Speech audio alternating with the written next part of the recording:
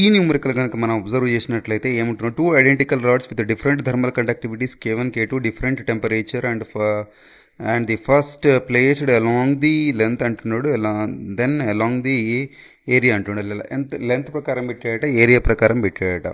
అప్పుడు ఏమంటున్నాడు, the ratio of the both అంటున్నాడు, బోత్ ద కేసెస్ అంటున్నాడు. సిరీస్ ప్యారల్లో మనం పెట్టినప్పుడు ఎలా ఉంటుందని చెప్తున్నాడు. ఓకేనా.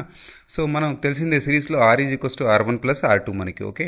సో ఇలా ఉంటే మనకి R=L/Ka మనకు తెలిసిందే. హీట్ ఫామ్లో మనకు రేషియో అడుగుతున్నాడు కాబట్టి సో హీట్ని ΔT/R అని చెప్పి ఇప్పుడు రాసుకుందాము. సో ఓకే, మనం వన్స్ అగైన్ L/Ka పెట్టేస్తే L, అంటే హీట్కి కేకి రిలేషన్ ఏంటండి, హీట్కి కేస్కి డైరెక్ట్లీ ప్రపోర్షనల్. సో కే ఈక్వలెన్స్ మన సిరీస్లో మనకు తెలిసిన విషయమే, 2K1K2/K1+K2. ఇది గుర్తుపెట్టుకోవాలి మీరు, ఇంకా చేసినా కూడా ప్రాక్టీస్లో వచ్చేస్తుంది మనకి.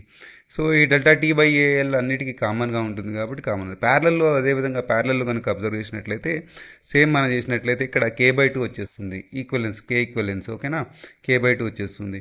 సో ఈ రెండింటిని మనం డివైడ్ చేసేస్తే ఈ రెండింటి క్యాన్సిల్ అయిపోతాయి ఫ్యాక్టర్స్. ఇక్కడ 2K1K2 K1+K2 మనకి 2 పైకి వెళ్తే 4 అయిపోతుంది, 2 × 2 4 అవుతుంది, 4K1K2/K1+K2 హోల్ స్క్వేర్. ఏ ఆప్షన్ కరెక్ట్ మనకి, డి ఆప్షన్ అనేది కరెక్ట్ అండి మనకి.